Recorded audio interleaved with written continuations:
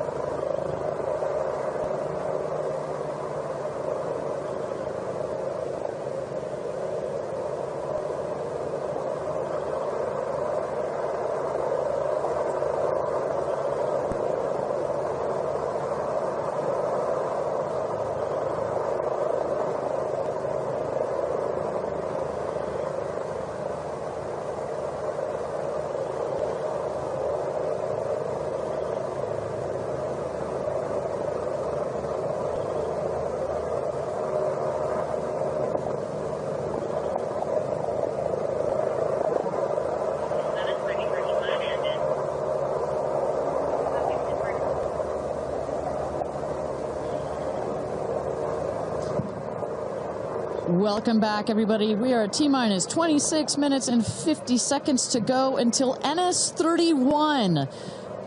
Blue Origin's 31st mission for our New Shepard rocket, our 11th human flight.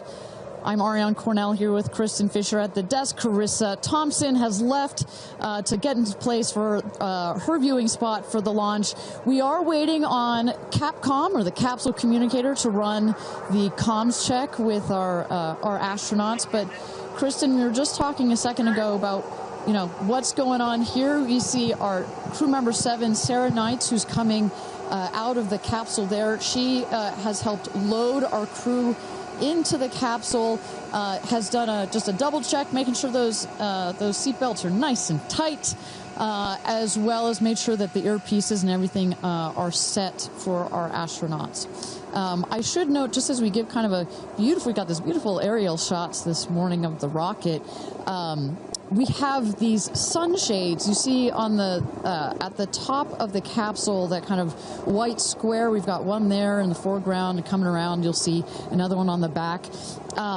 Those windows are so large that it can kind of act like a greenhouse in there, and especially down here in the West Texas desert, it can get a bit toasty in there. So we've got some nice sunshade for their comfort. And I love that we can see some of the crewmates inside the capsule as they're getting strapped in. I think you could see Lauren Sanchez right to the left of the hatch right there from that camera shot. So pretty cool that you can see them this close to lifting off.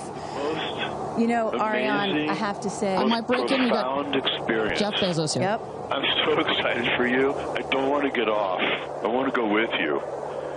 And when you get back, I can't wait to hear how it's changed you. I love all of you. See you soon. Godspeed. Gradatum ferociter. And there you heard it. Some words of support from Jeff Bezos, founder of Blue Origin, also astronaut himself from our first launch.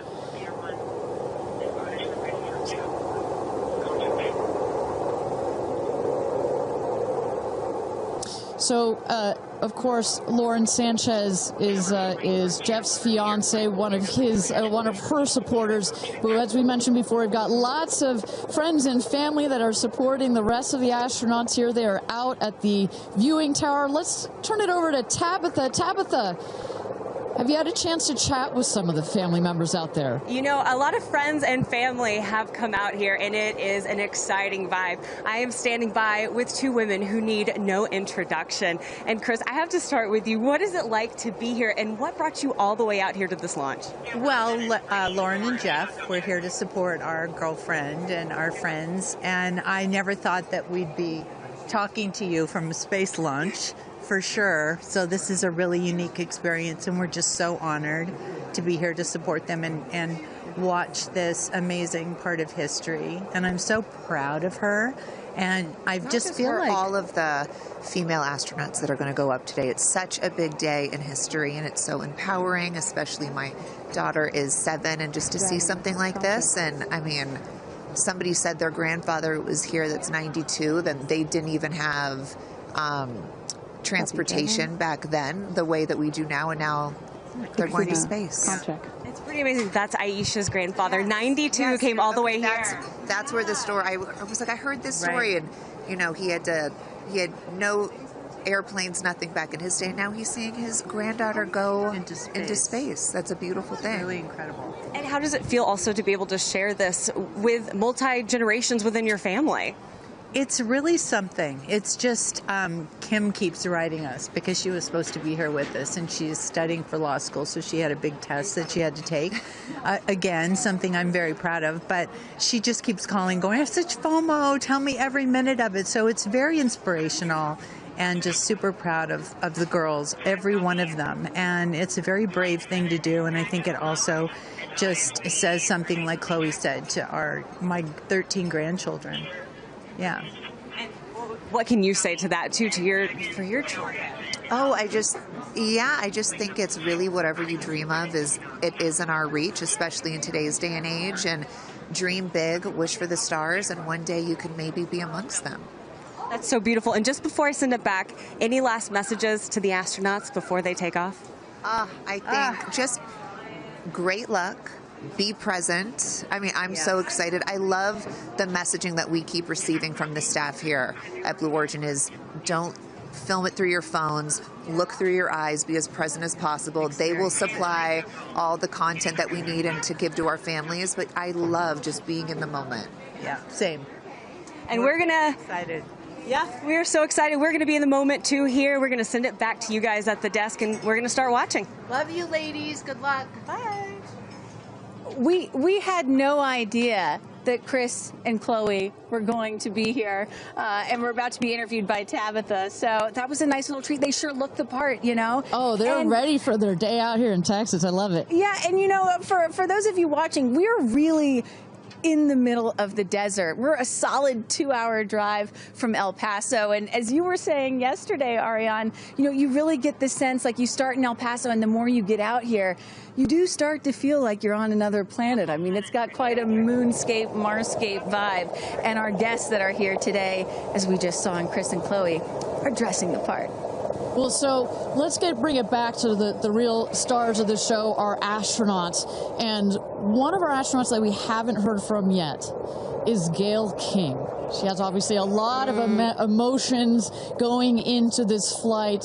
Let's hear what she has to say from this interview with Tabitha Limkin just a couple of days ago.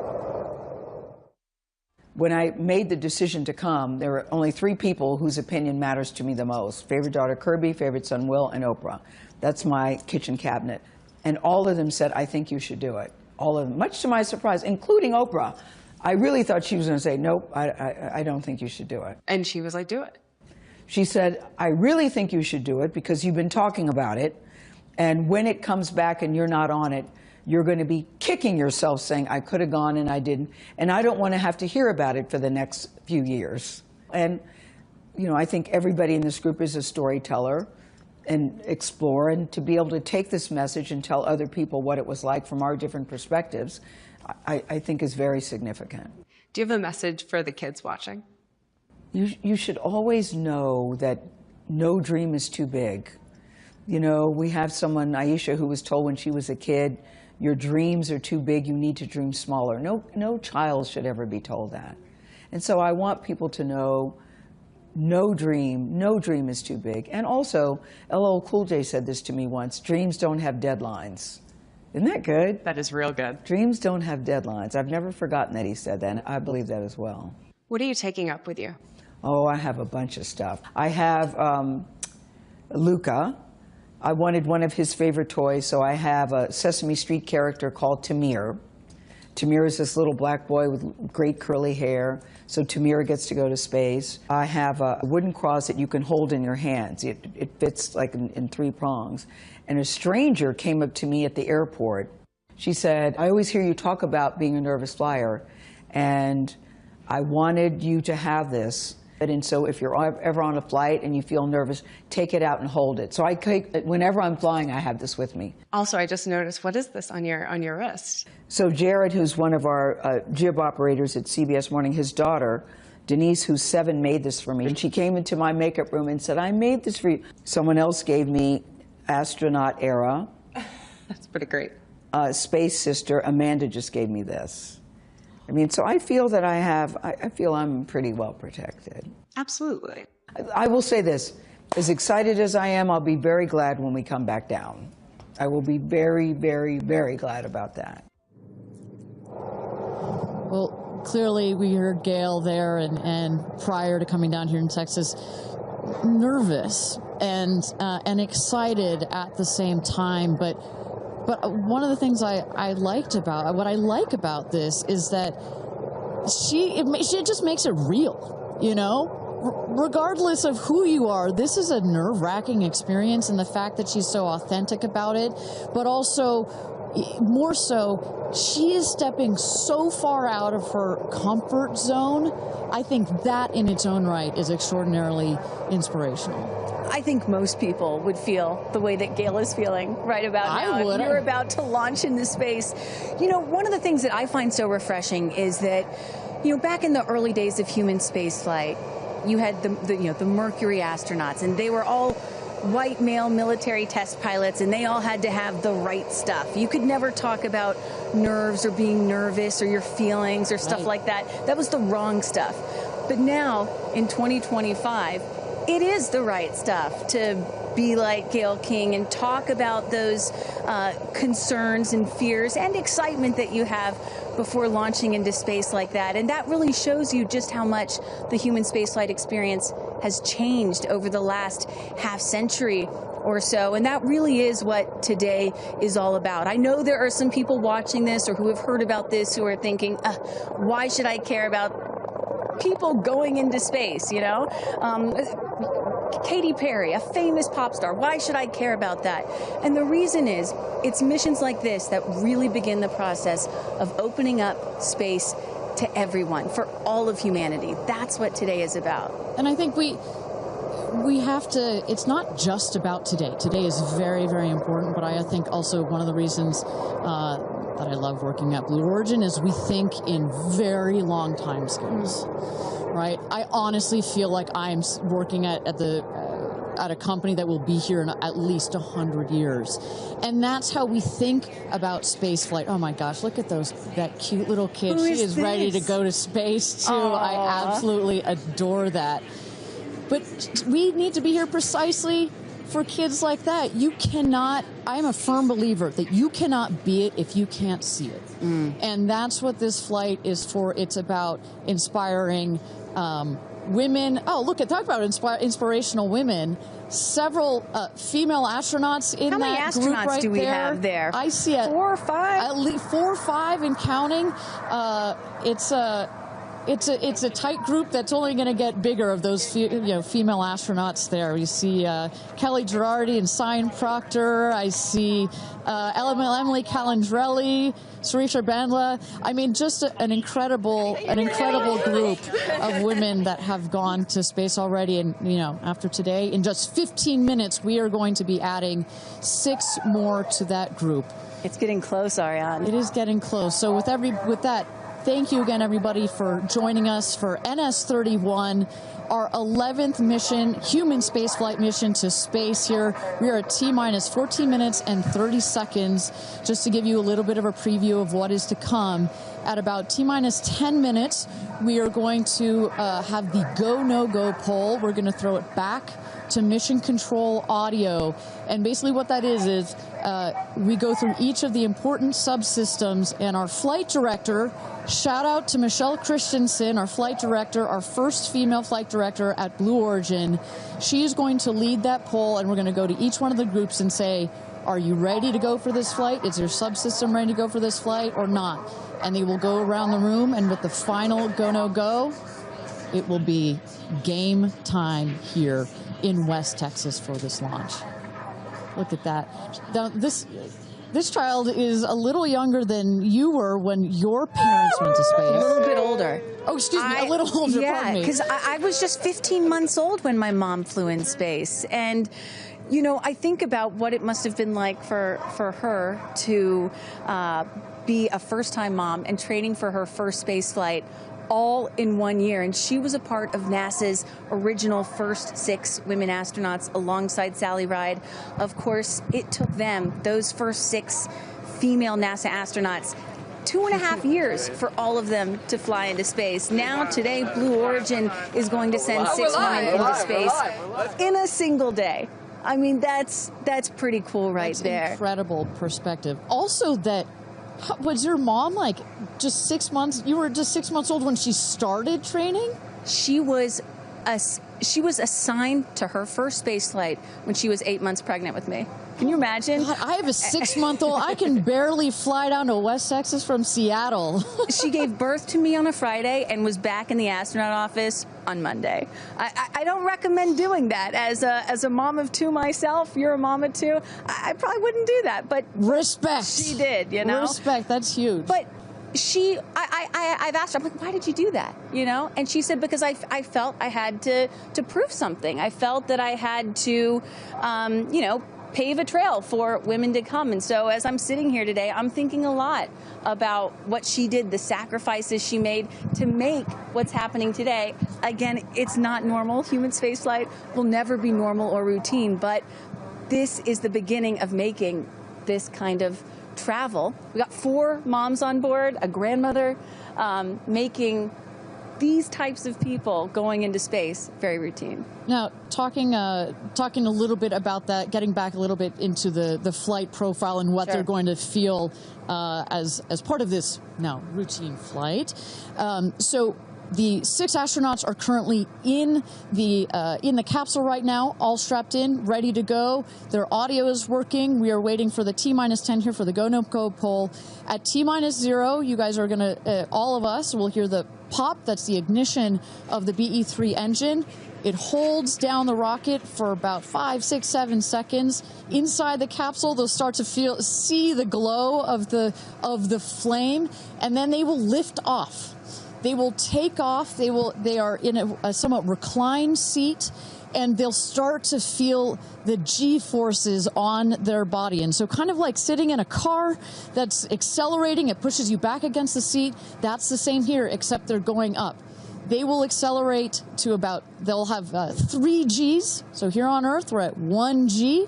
When you accelerate to 3 Gs, so like if you're 100 pounds, it feels like you are then 300 pounds. But Kristen, crazy. It's crazy. But in that reclined position, it's dispersed across your body. Bad. It's not as bad. It kind of feels like a weighted blanket. Oh. And then it nice eases and cozy. up. It's nice and cozy as it gets nice and dark. I'll take a weighted blanket right about now. But they're not, don't worry, it's going to get nice and dark, but there's no sleeping on this. They are going to have the most incredible view out of those windows. The capsule will separate from the booster. That's when they're going to feel weightlessness. They'll get the about 4 minutes to unbuckle, enjoy the weightlessness, enjoy the insane views out of those windows. They'll buckle back in, come back through the atmosphere. That's actually when they're going to have the peak G-forces. They peak at about 5 Gs. Which is kind of counterintuitive. You wouldn't think that you would feel the max G-forces on the descent, but that's when you do. But that's when you do, and it's kind of like, because you're coming back through the atmosphere, right? It's thin up there, you come back through the atmosphere, it's thick. It's kind of like diving into a pool. It kind of goes boosh against you at 5 Gs, but then it eases back up, and we deploy the parachutes, and they come floating down at about 10 to 15 miles per hour for a nice soft landing here in the desert. At the last second, there's an air cushion that comes out. Go. Booster. Here's gonna go, Paul. Go. Ground. Go. Inco. Go. Safety. Go. Capcom. Go. Engineering. Go. This is the flight director. New Shepard is go for launch. Booster, commence terminal count. Protocol flight. Yeah, baby. Go for launch. My favorite words. It's getting real. T-minus 8 minutes and 51 seconds. Until our 11th human space flight, the first all-female crew flight to space. All 6 of our astronauts are loaded in the capsule, waiting for just 8 minutes and 30 seconds to go here. Now, Kristen, we just kind of walked through the flight profile, what it's going to feel like for our astronauts. Oh, we got Carissa up on the tower to chat with more friends and family. Carissa, Carissa, who you got out there? I don't need to introduce the incredible woman. I don't need to introduce the incredible woman next to me, who is a ray of sunshine. Oprah, you are wearing yellow because Gail's call sign is sunshine. Yes, right. And all of us, the whole family is wearing yellow today. And I you know, we've been friends. It'll be 50 years next year. We've been friends since we were 21 and 22. And I have never been more proud of my friend than today. Never been more proud, because this is bigger than just going to space. I mean, I think for her, who anytime we're on a flight, she's in anybody's lap if there's the slightest bit of turbulence, has like real anxiety flying, and this is overcoming a wall of fear, a barrier. It's I think it's going to be cathartic in so many ways for her. She told us that she was surprised that you told her to do it. Why did you want her to do this? Because I think life is about continuing to grow into the best of yourself and the fullest expression of yourself. And I think that this is one of the most fullest expressions you can possibly have. And I know that I felt deeply that she would regret it. And I didn't want to hear about it for the next 15 years. I wish I had gone, you know. And I said, there's only one time that all the women are going up for the first time. You know, there will be other trips, but there's only one first time. Incredible. So to be a pioneer is great. What was the last conversation you had with her? I said, peace be still. Hold the God's unchanging hand. He's got your back. That's it. That's it. I know that as we're counting down here, we're getting excited for that go for launch moment. How are you feeling as her best friend? I feel so calm. I don't think I've ever been more calm, because I think it's already done. Once she said yes, once she committed to yes, and Lord, did we all hear, should I do it, should I do it? Since Thanksgiving, we've been talking about it. And so once she finally said yes, I was like, okay, we're going. It's a go. You know what I have loved is her vulnerability, because she's the voice of a lot of us that would be afraid, and she's okay to talk about being afraid. Why has that been so important to show that part? Well, I think, you know, for every woman who's on this flight, it's about fulfilling something within themselves. For Gail, it's about overcoming this great fear and also stepping into the moment of excitement. And I think, you know, it goes beyond this moment of just going up in space. I think this will be an everlasting experience. I was just thinking this morning, you know, Gail has been there for me for hundreds of events. I can't even remember them, you know. But you will never forget this day. None of us will ever forget this day. Well, thank you for being here, for her, for us. I mean, this is just, it's a historic day, and it's only fitting that you are here front and center as a ray of sunshine that you are, Miss Oprah. Thank you so much. Thank you so much. You're next, you know. I'll send it back to you, Ariane. Thanks, Carissa. Wow, to see Oprah down here. No, I'm not besties with Oprah, not yet anyway, but if Oprah told me to do anything, I would do it. I don't think Gail had a choice after Oprah said, girl, you got to do this. She had to do it. Ariane, we are under T-minus 5 minutes until these ladies hopefully launch into space. And, you know, you were just talking about what these women are going to feel when they launch. But let me tell y'all watching what we may hear, because we have one of the most famous singers on the planet on board, and there is a chance that we will get to hear the audio inside and hear what these soon-to-be astronauts are saying and possibly singing while they're weightless. So I can't wait for that moment. I'm also hoping she comes down to Earth and does like either a Fireworks Part 2 or E.T. Part 2. I think that's going to be, and I think, but let's stick on this point for 1 second, Kristen. I think one of the incredible parts about this crew is their ability to tell the story coming out of this in their own unique way. The way Gail can go on TV and talk about it. Amanda can go and continue to advocate for women more broadly about it. The way Katy can sing about it, etc. The way Carrie Ann can produce films about it. That is what is so special about this crew in particular. And that is what's so special about this new era of spaceflight. This is not NASA. This is not governments. It's not the U.S., China, or Russia. This is the commercial era. These are private companies, and this is Blue Origin sending the first all-female crew into space since 1963. And this is all going to happen so fast in just a few minutes, about 10 or 11 minutes from launch to landing. And don't worry, guys, I did the math. In case you're wondering, total duration of this mission is just about 3 Katy Perry fireworks songs. So play that song 3 times. That's how long this mission's going to be. Fantastic. Well, so at T-minus 3 minutes to go until our 31st launch of New Shepard, our 11th human space flight.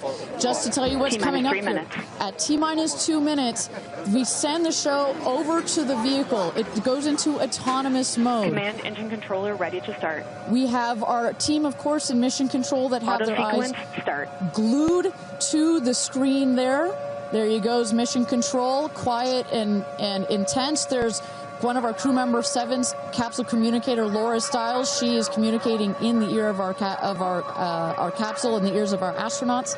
But what we're going to see in the last 2 minutes, you'll see the fins at the base of the rocket gimbal or just move back and forth. We want to make sure they've got free range. At the base there, you see the nozzle, the engine peeking out. The engine as well is going to gimbal, going to move. Both in conjunction together, those two Pressing propellant systems. tanks to flight pressures. Those two systems guide the rocket. And when you are out there at this moment, this rocket feels like it is alive. It feels like it is a living, breathing, hissing thing, right? And there's the gantry pulling back from the rocket. 2 minutes and counting. Transition to onboard hydraulic pumps. And this right here is the moment that they've been training for. 2 days, becoming a crew, becoming a team. After you go through an experience like this, it's more than a team. It's almost like a family. You are so tight to go through something as intense Executing as this. aft fin built-in test. And everything looking really good, Ariane. So far from mission control, everything is clean and green for this launch. T-minus 1 minute to go here.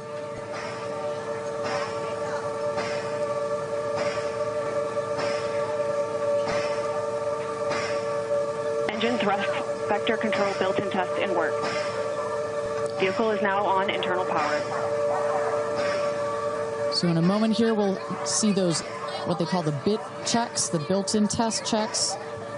As you mentioned, Kristen, inside the capsule, you know, as you said, this is like a bridled beast. This thing wants to take off. Switch to onboard helium. Here we go. Good luck and Godspeed, ladies. We're cheering you on from Let's planet launch Earth. this rocket. Thrust termination system is armed. Whew. T-minus 22 seconds and counting.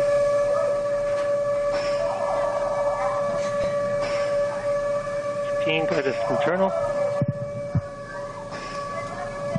T-minus 10, 9, 8, 7, 6, 5, 4, command engine start, 2, 1, ignition.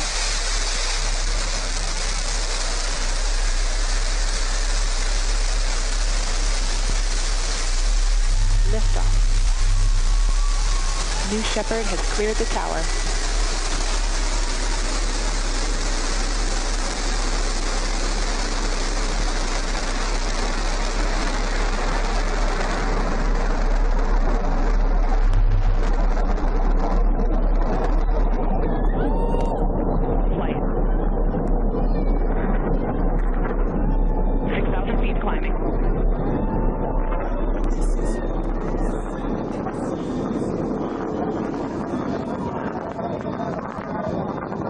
Begin throttle down for Q limiting.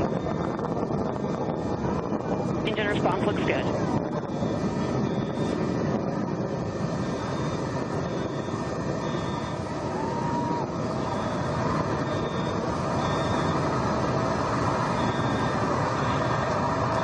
Max Q, maximum dynamic pressure.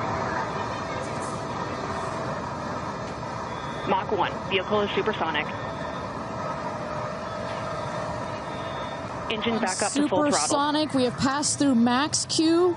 maximum dynamic pressure. That's when the vehicle, the stresses between the atmosphere and the speed are at their maximum. So to punch through that is so important. You see the BE3 engines is firing beautifully. You see the stream of steam behind it.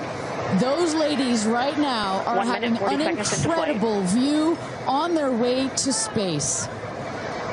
Passing through 80,000 feet, 1,300 miles per hour. They're going to peak at about 2,300 miles an hour over Mach 3, 3 times the speed of sound.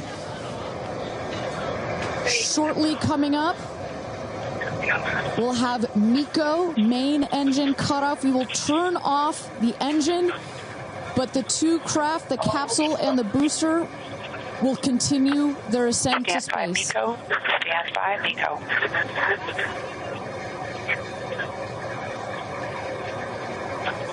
And our... And there you saw the main engine is turned off. We're now going to separate the capsule from the booster, and at that point, Kristen, that's when all 6 astronauts are going to start to feel the weightlessness, and shortly thereafter, we're going to let them unbuckle. And that right there is the most critical milestone of this whole ascent. Oprah watching her best friend go to space.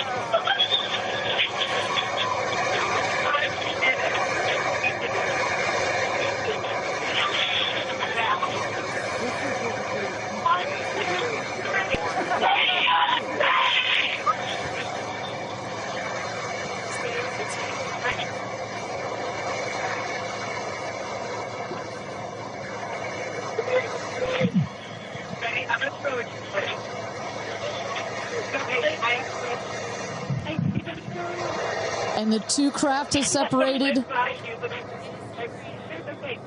Put it up there. 328,000 feet, 100 kilometers. Welcome to space, ladies, or shall I say, astronauts. Oh, the moon! You guys, I will have to tell you, look at the moon. Look. Oh, my God. Oh, my God. Oh, my goddess. That's our pink moon. I love you, Jeff. And just in case it wasn't clear, those are the astronauts. Those are their voices that you're hearing. And there, they have hit apogee, the highest point in flight, well over 345,000 feet, well over the Kármán line. Wow.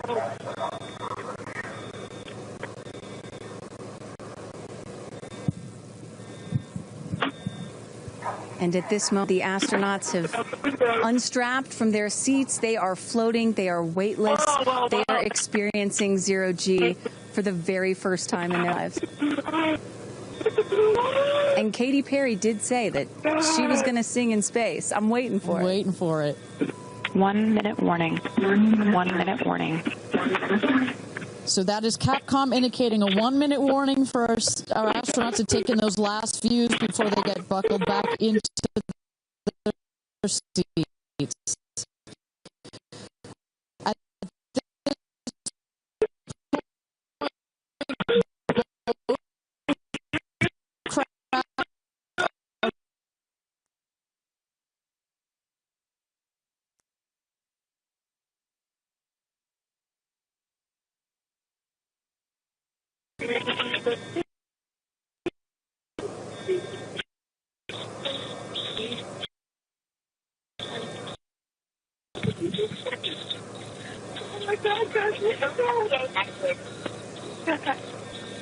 Wow, so peaceful.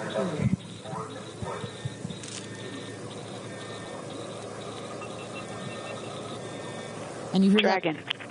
Report status. 1, 2, 3, copy. With report status.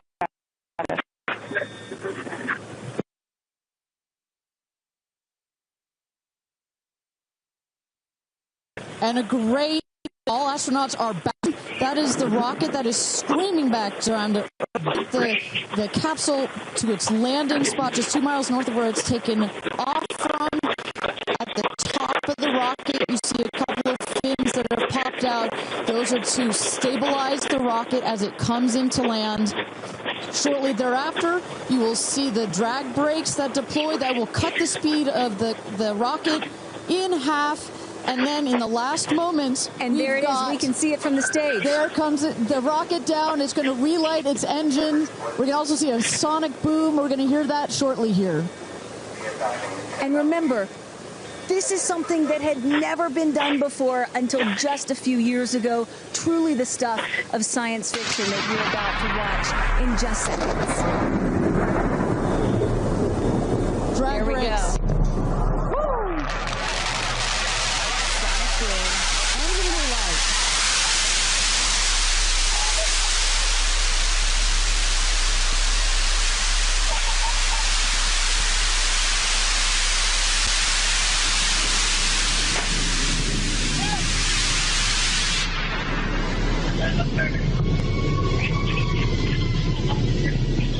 And booster touchdown, welcome home, New Shepard.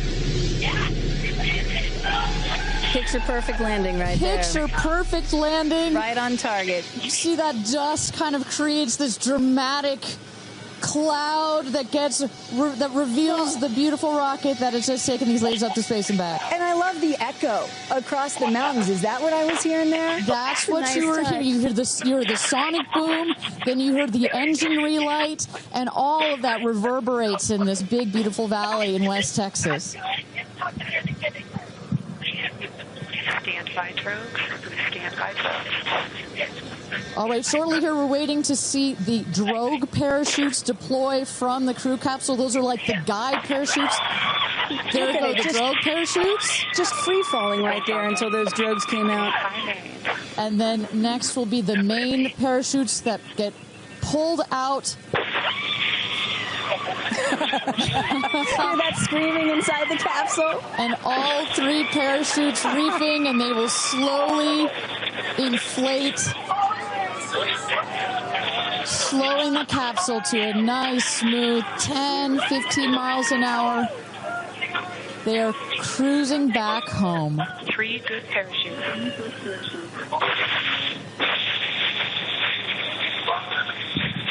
And I tell you, Kristen, from having gone through all of the simulations, I have gone through all of the training.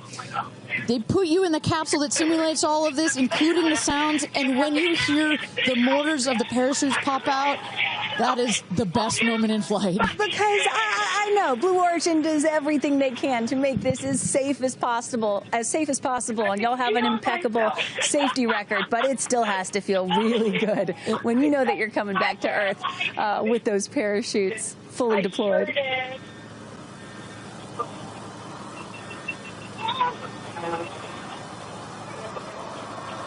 And we can see the capsule just over our shoulder here, going to be landing north and east of the launch pad, coming down softly and beautifully.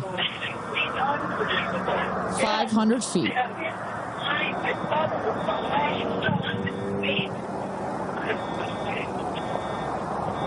And you will see a puff of smoke when it touches down. A puff of dust. Actually, yes. That's normal. A puff of dust, last milliseconds. Air cushion that will kick up the dust. It's a very soft landing despite the sporty perception. There it is.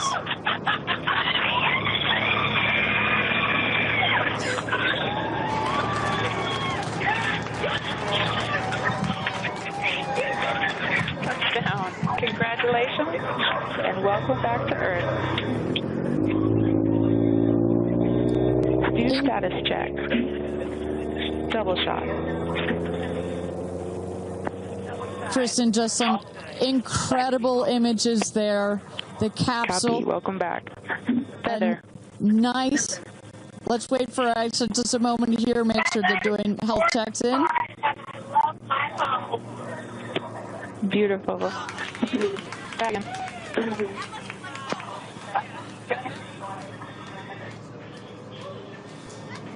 Yes, and as you heard it there, they were Everybody seemed to be just as ecstatic to be back here, back on Earth. Everybody appears to be fine. Beautiful shot there of the capsule down in the desert. As we were just saying, it looks like a tough landing, Right. but it is an air cushion in the last milliseconds that just makes it even softer. I will also note the parachutes landed very close to the capsule. That's just an indication that there's not very much wind out here today. A beautiful day for a launch and landing. A beautiful day to add 6 more names to the roster of astronauts that have been over the Kármán line into space.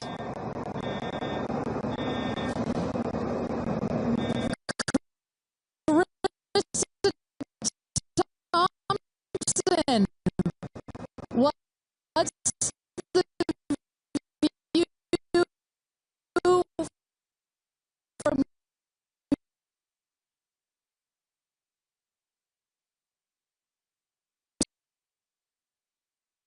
As you guys, as with Orlando Bloom, jump in the car to go. Pretty, and only imagine how these astronauts, now that we can officially deem them astronauts, are going to feel. I can't wait to get their reaction. We are headed out there now. I will check back in with you as soon as I have them.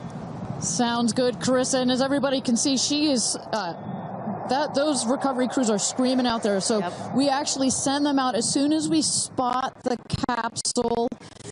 And there's little Rose, Katie's daughter, who is just Daisy, excuse me, who is just seeing her mother go to space and come back. I'm sure she cannot wait to say hello.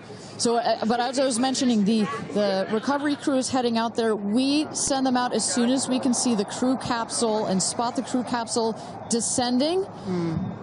There will be at least 2 trucks that go out there. What you'll see is they will come around the capsule. We also have crew member 7 who's in there. She will run out, go around to each window, make sure that each astronaut is fine, and the recovery crews will safe the capsule before we exit the astronauts. You know, it's hard to pick a favorite moment, right? Launch, landing, it's all good. But the moment coming up might be my absolute favorite, right?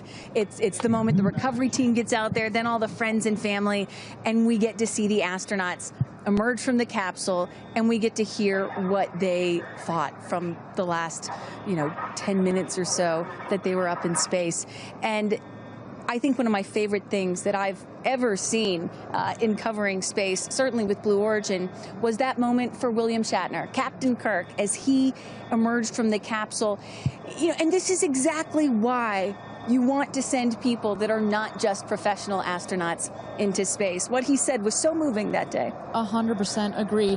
But it's not just the astronauts that are here that are being moved by this event. We've got Tabitha that's with some of the friends and family out there. Tabitha, give me an update from the viewing platform. I mean, not a dry eye in the stand, I tell you right now. Chloe, I just want to know from your perspective, that moment, what was it like? I don't think I realized how emotional it was going to be, and I literally had chills all over my body from the second it launched until the moment I just saw it land. And it's sort of hard to explain, because I don't think you would be that emotional, but it's incredible. It takes your breath away. And I feel like I have all this adrenaline and I'm just standing here. Right? It's very true. Same. It's really, first of all, we're so thrilled that the girls are safe and everything went so well. And so that's a relief, because, I'm sure there's a lot of nerves up there, but to hear the girls screaming and having such they said they saw the pink moon. Yeah. I heard the audio. I was like, that is the coolest thing. So I cannot exciting. wait to get the footage from inside and to to see hear. that. I want to hear every little emotion that they had, and we can't wait to see the footage from inside. What are the chances? The pink moon, the rocket launch. It's so exciting. It's a great day. It's been a pretty phenomenal day. Great morning. So when are you guys going up is the real question. Oh my gosh, I don't know, but this made it a little more enticing. Never. Right. That's what You can go on behalf of the rest of us, but thank you. I think we'd all drag you off of the tarmac before we let you go up. But I like you being an observer. Okay. okay. Yeah. Yeah. Well, we love being able to share this experience with you, and thank you for sharing how you feel out here with our audience. So it's been really, really incredible. So yeah, the emotions are high because it's so exciting and energizing. And gosh, Kristen, Ariane, I don't know what to say. I did cry. I did cry. I didn't think I was going to cry, and I cried. Tabitha, I love you putting them on the spot there. Chloe and Chris, are you guys going up? Keeping up with the Kardashians in space. We're waiting for it. That's the all next all lady launch. Well, thank you so much, Tabitha, for that. And you could see that, you can hear that, you can hear from Tabitha. Even she is emotional and has tears in her eyes. When you're down here for one of these launches. And Carissa, when we get her back on the line, I'd love to hear her thoughts on this. The intensity and the energy and the emotion out here, even though you're in this remote place, but it all gathers here in this valley, and it's really intense.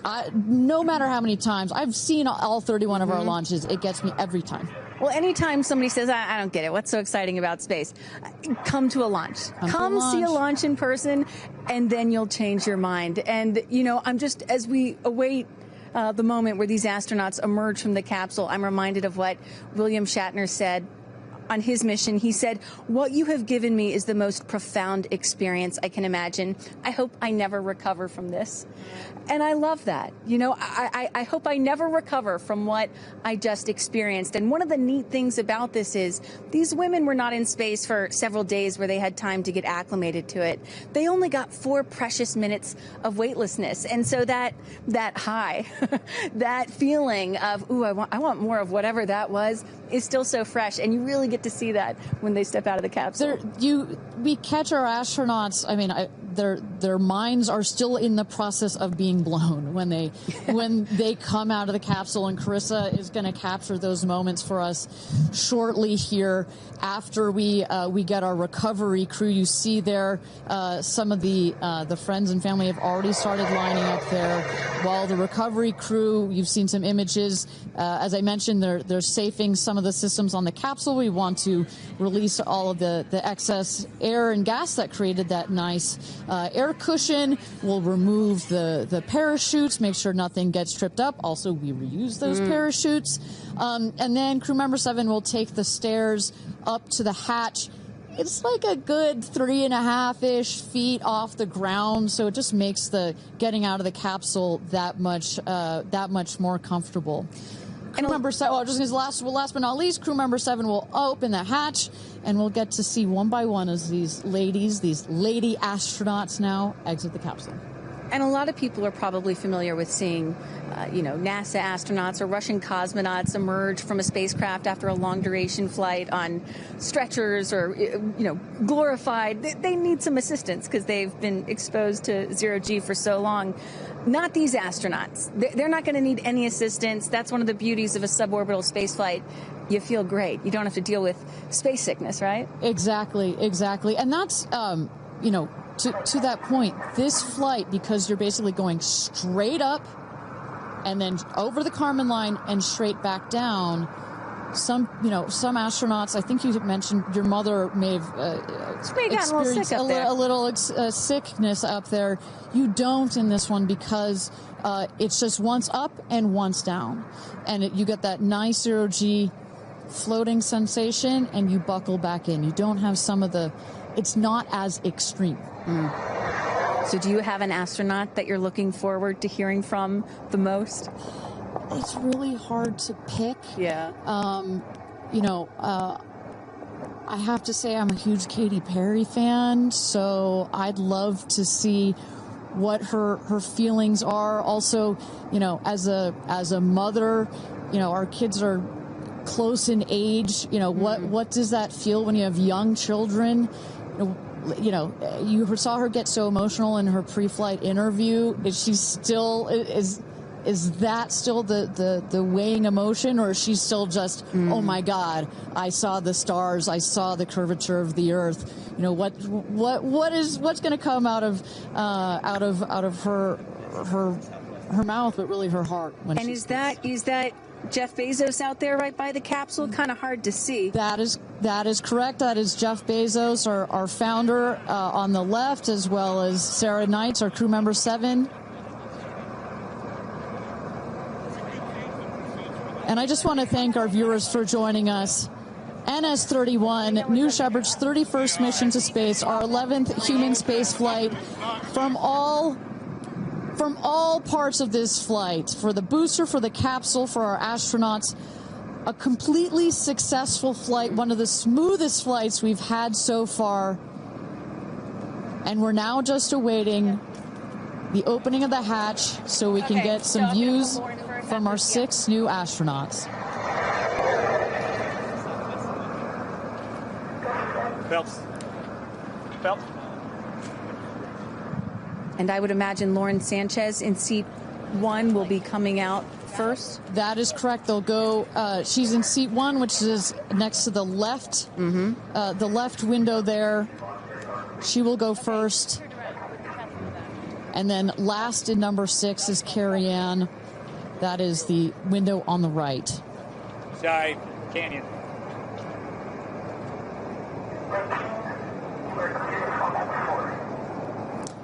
You see those vans arriving. Those are friends and family.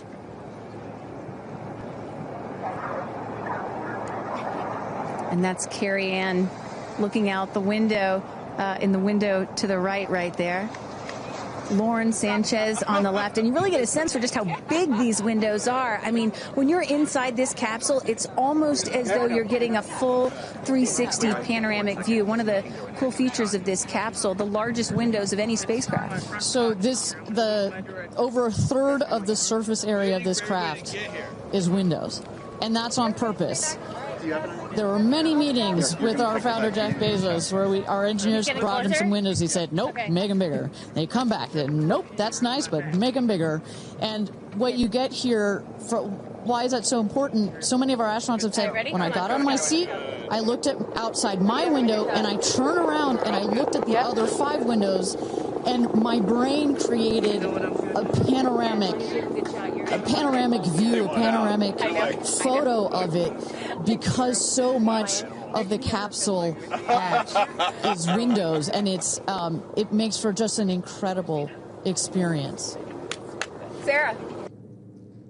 Good? Okay, here we go.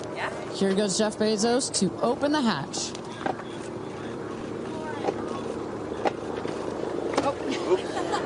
She didn't really close it again. Come on out, guys.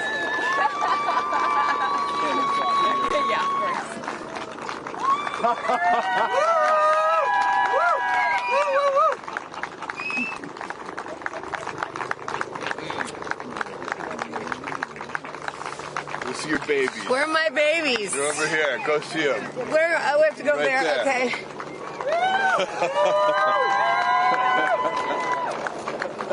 Katie!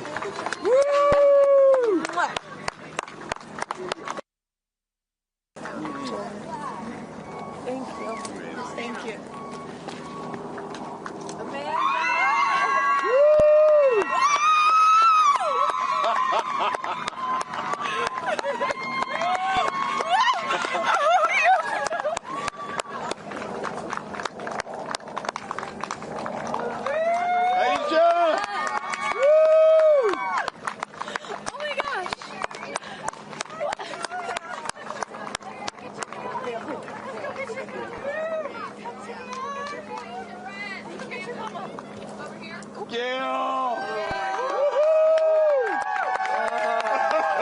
I just have to have a moment with the ground. Let me just appreciate the ground for just a second. Thank you, Jesus. Oh my God. That was amazing. Yeah. That was amazing. I'm so proud. So proud of you. Oh, there we go.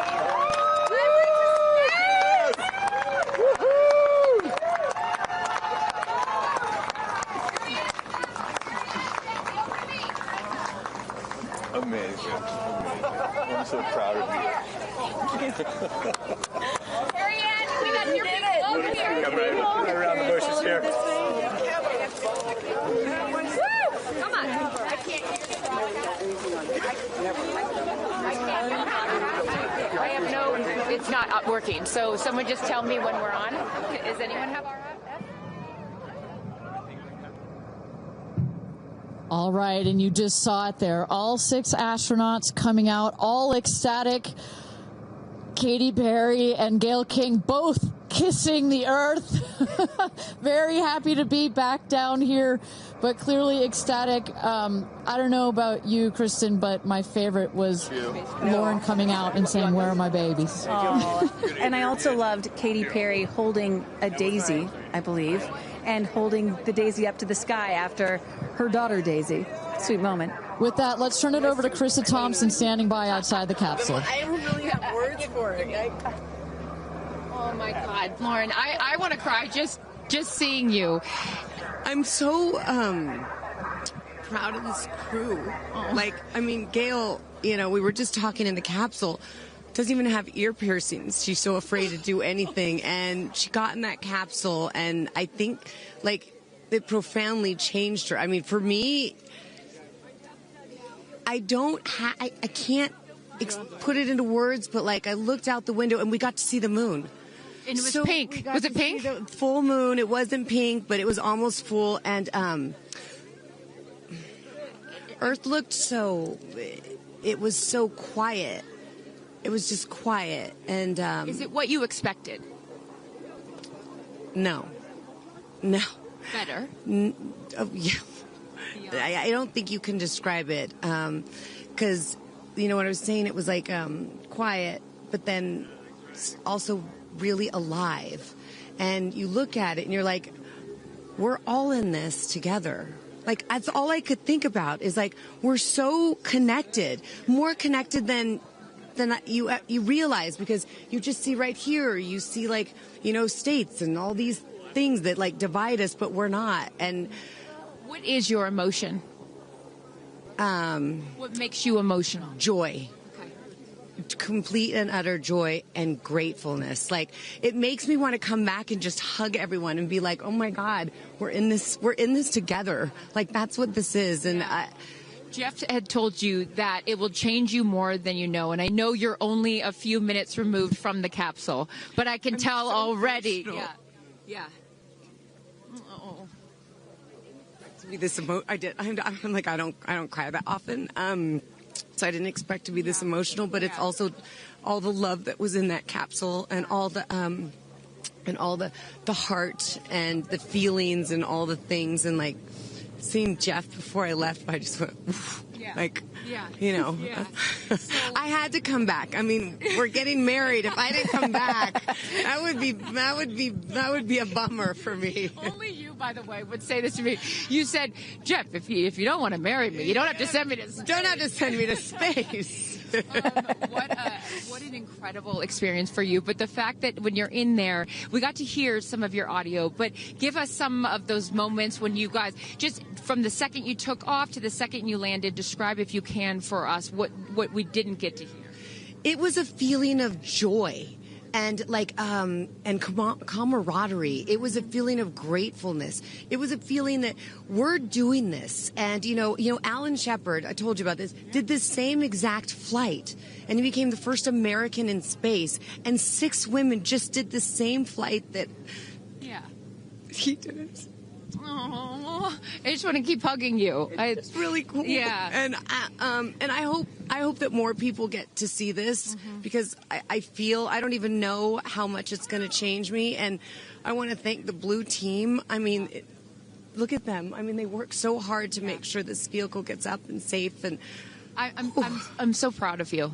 I'm so proud of you. It's one thing to say you're going to do it. It's another thing to actually do it. And I know there's a phrase in your family that life takes off on the other side of fear. And here you are, just having landed back on Earth. And now you are officially, Lauren Sanchez, already adding to your extensive resume, you are an astronaut. Congratulations. Thank you. I'm very excited. I'm excited to share it with the world, and I'm so grateful to everyone here. I love you. Go be with your family. But to process and download what just happened to me. Well, get on in here, Amanda. Someone that can now articulate exactly how Lauren is feeling. Lauren being so candid about overcome with emotion. How are you feeling? I know, Amanda, this has been a dream of yours, a long-awaited dream, and now it is finally official. You are an astronaut. Congratulations. Thank you so much. You know, I usually have nice words to say, but in this moment, I just want all survivors to know that you can heal. No dream is too wild, and that if it's so wild out there, like going to space, you can absolutely make it through, and it can absolutely be possible. You mentioned to us prior to going up, you said that you needed to go to space to heal. I know you're only a few minutes removed from this incredible experience. Do you feel healed? You know, I had a zero-G indicator that I didn't know if I would bring, and I ended up bringing it. Okay. And explain for the folks at home that don't know what that means, what it is that you're holding. Yes, the zero-G indicator is something all astronauts have that floats once you hit space, lets you know you're there. I brought a promise that I wrote to myself. I've talked about that. And share for what is this right here? Yes, and this one I didn't know if I would bring, but I ended up bringing it and floating it, and it's the hospital van from the day. And, I got to honor her today, and I'm so grateful to the thousands of people, the engineers, the scientists, just everyone who has made this a reality. And you also have written here, I know that you had this on your laptop, right? Yes, that's right. And this is my zero-G indicator, a promise I made to myself that if I were to pause my astronaut dreams and fight for rights, that one day I would return to her. And it says, never, never give up. Well, those dreams are no longer on hold. You are finally an astronaut. Congratulations. Enjoy this moment with your family, and thank you for sharing it with us. Thank you, Amanda. Carrie Ann, you said to me yesterday, you said, when I get out of that capsule, I'm going to be an emotional wreck. And I think what I will just say, for anyone that has never had the great privilege of being here, this is my first time at a launch, and it is very emotional. Describe, if you can, how you're feeling. I have almost no words. It was the most incredible experience of my life to be up there and see like such vast darkness in space and look down on our planet. The moon was so beautiful, and that was like, I felt like that was a special gift just for me. I'm so sorry. No, don't apologize. Are you kidding? You just went to space. You just went to space. This is it. Like knowing that everyone I loved was standing down there looking back up at me, and I just hope that these types of experiences clear a path for everyone to be able to do that. You told us a beautiful story about your son when you told him you were going to go to space, and that, get over here so I can hold you, and that he went back to school and he was all excited to tell his friends that his mom was going to space, and they said, your mom can't go to space. Moms don't go to space. Well, guess what? This mom just went to space. Congratulations. You are officially an astronaut. And I know you're wearing a very special necklace from an incredible group of people that you hold near and dear to your heart. What would you like to say to them watching? I'm wearing a few necklaces today. My dear friends threw me a blast-off party and gave me this feather, which obviously represents the Blue Origin logo. And it felt so special to have it close to my heart. And in space with me. And I feel like it helped me take all of them with me on this journey. Yes. Well, I will let you go enjoy this historic moment with your family, and thank you for sharing it with us. Congratulations. You're an astronaut. Thank you. Gail, Get on over. I am so floating. I can't believe it. I cannot believe it. I'm so proud of you. And I know that I speak for the collective because you have been so honest. You've been so vulnerable. And I spoke to your best friend prior to you taking off. And I asked her why it was so important for you to do this. And she said, she said, so she didn't have to hear you say, I wish I would have done that. That's so true. But now, Gayle King, you are officially an astronaut. How do you feel? I still can't accept that word, but I will say I can't even believe what I saw. When somebody calls this a ride, this was not a ride. What happened to us was not a ride. This was a bona fide friggin' flight. And our instructor, we were so well prepared. So every noise we heard, we knew. But the flight instructor said that I am her best success story. Why? Because she's never had somebody go through the course who's terrified of flying. Everybody who's gone through the course is somebody that it's been a lifelong dream. They wanted to do it. So she said, I'm her best success story. I'm so proud of me right now. I still can't believe it. I still can't believe it. I was just going to say, prior to the launch, you said that you would be so proud of yourself if you went through with this. And you did. What was the best part, Gayle? It's oddly quiet when you get up there. It's really quiet and peaceful. And you look down at the planet and you think, that's where we came from? And to me, it's such a reminder about how we need to do better, be better. Do better, be better human beings. And what do you mean by that? Processing. Well, it's so nasty and so vitriolic nowadays. And I mean, if everybody could experience that peace that we had up there and the kindness and what it takes to do what we did, all the people that it took to get us up there and get us back safely, I'll never, ever, ever forget. And when we were up there, have you talked to Katy yet? I have not. Okay, when we were up there, after zero G is very difficult. You know, all the training about this is how you get in the chair and this. I look like a friggin' moose getting in the chair. It was like, just let me get in the chair. Let me get the seatbelt on. But, you know, we had a very do this. How would you describe it? It's very difficult because you're floating. But the best part was when we got back in our seats after zero G's, Katy sang "What a Wonderful World." She did? Isn't that nice? Oh, come on. She sang "What a Wonderful World." I see dreams. Oh, yes.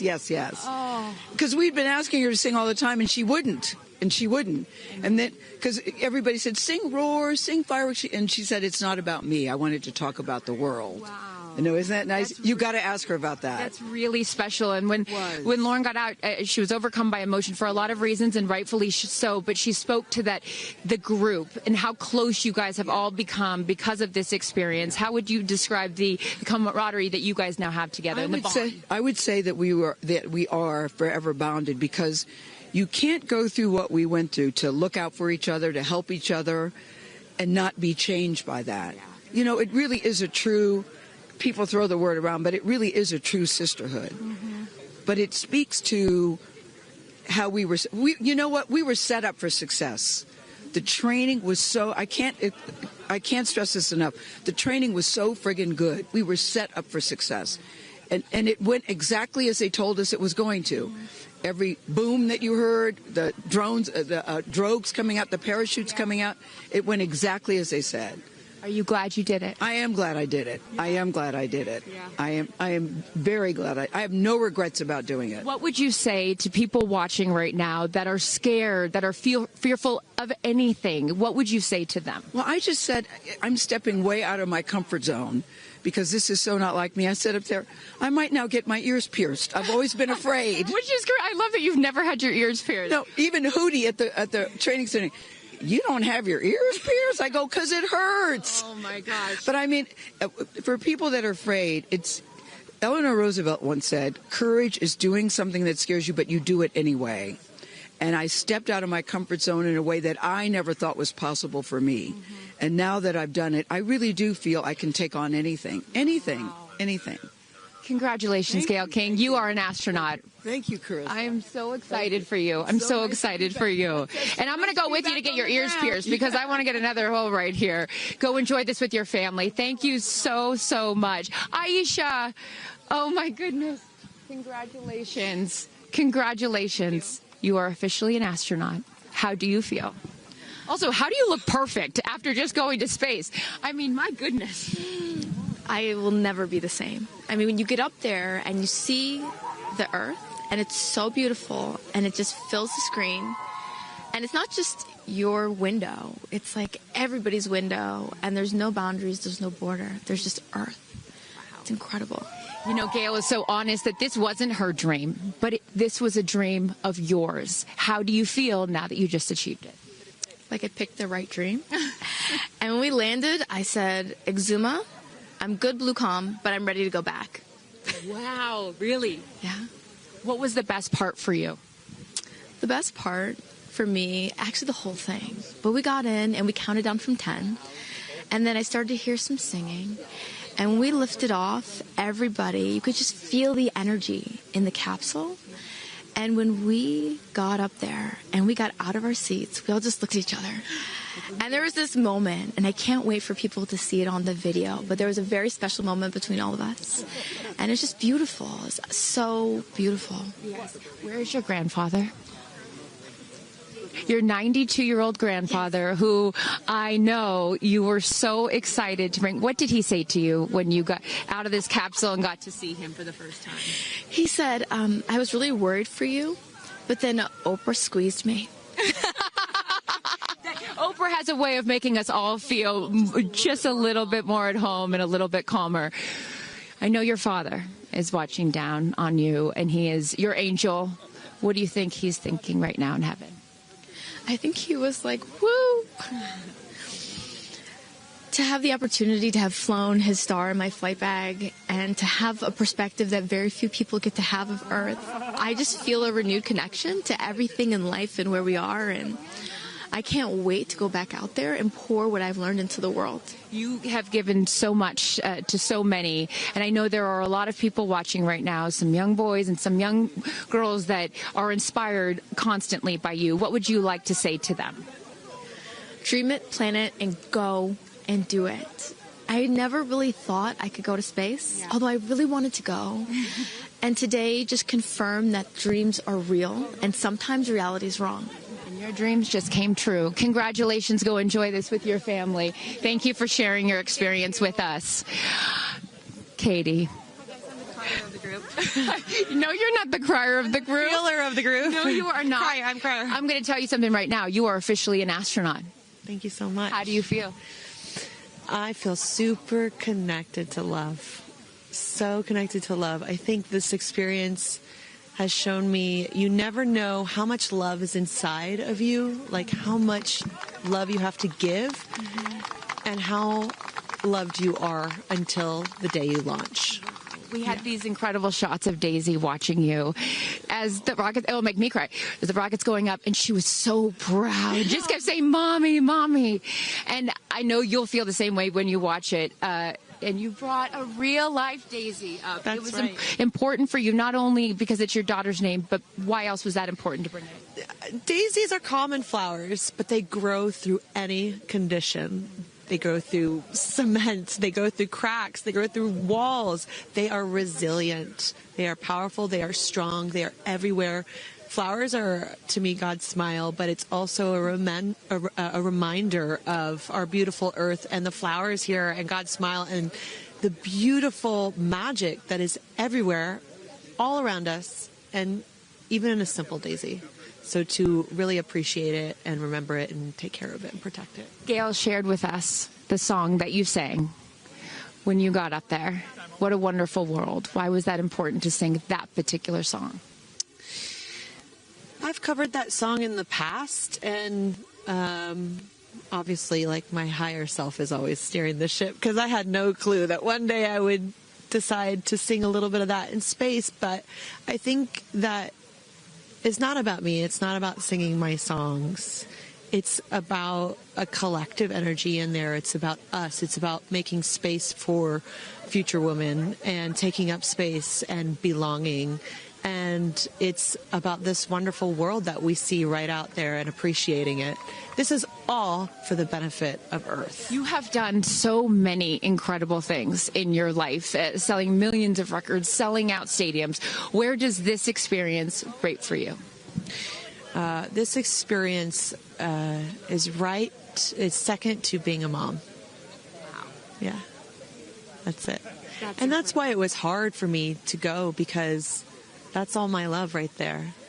And I have to surrender and trust that the universe is going to take care of me and protect me, and also my family and my daughter. Because, like, I am full up from being able to get that gift of being a mom. And to go to space is incredible. And I wanted to model courage and worthiness. Mm-hmm.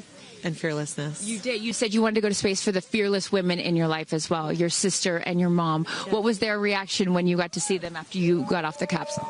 I have only seen my mom, and I was like, "Are you okay, Mom?" She just knew. She knew. She was totally okay, and I'm sure she was speaking in tongues underneath her breath, as she does all the time. She would do that for anything else, but definitely today. But she was so super confident. My mom, she has this thing where she can see. I mean, even down to the name of, like, the capsule being Tortoise. I know you spoke to all of your fans about that the capsule's named Tortoise, the feather on the side, the symbol of Blue Origin, all of those gave you confidence that this was the right thing for you to do, correct? Yeah, because I just asked for a sign from the heavens, from my angels, and they're like, well, here's the feather, which is what your mother calls you, and if that's not enough, the capsule's named Tortoise, which is the second nickname that your mother calls you. And I'm like, okay, I'm going. Yeah. I got the message, and I'm going to get the message. Before I let you get back to your family, I just have to ask you, describe for us, because you're so brilliant at putting, words together and describing moments that we can all appreciate later. How would you describe the moment when you took off and then the moment you landed?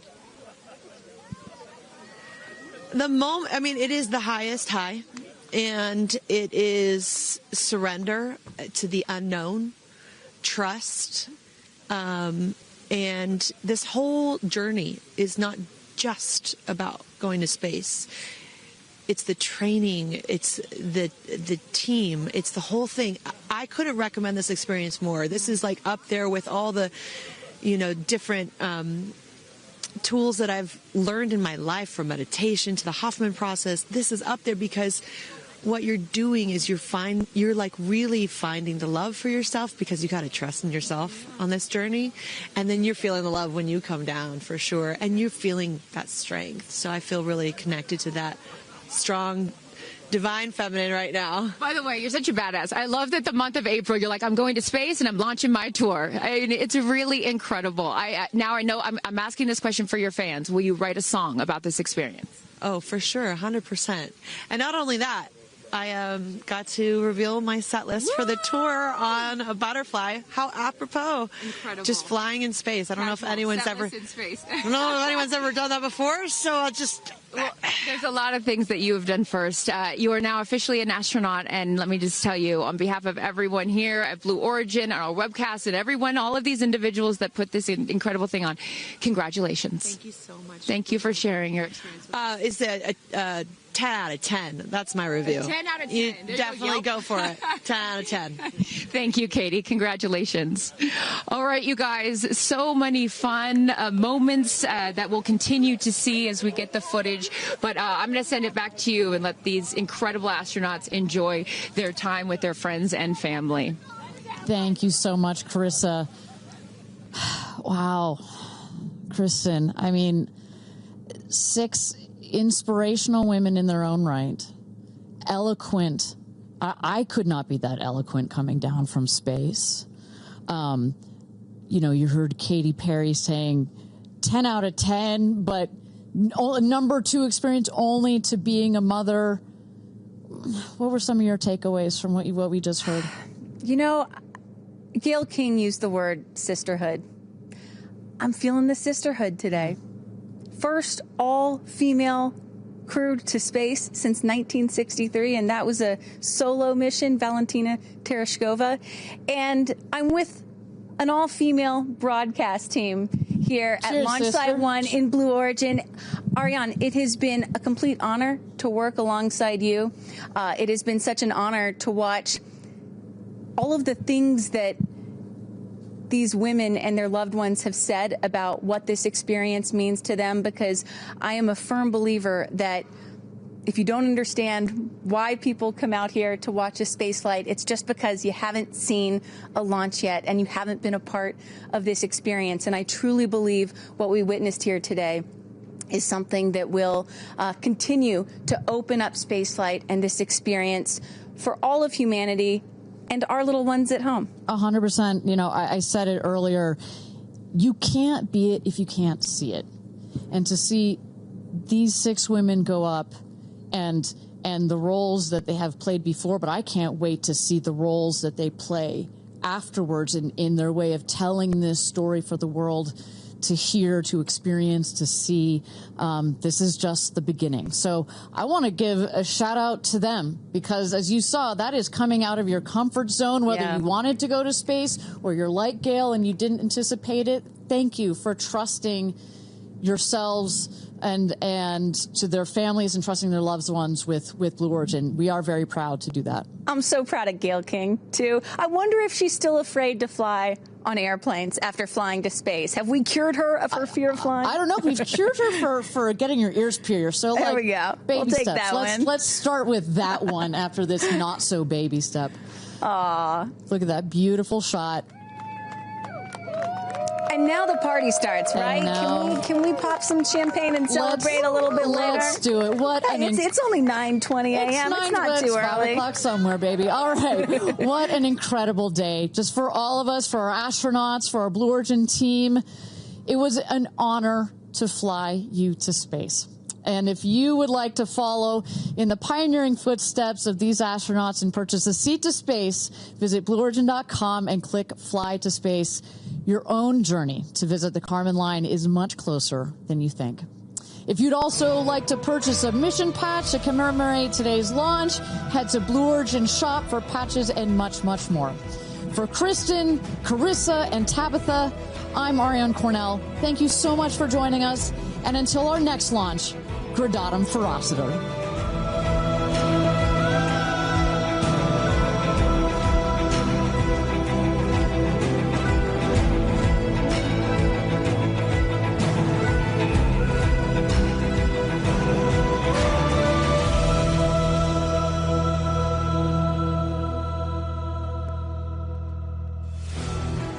Have you ever dreamed of going to space?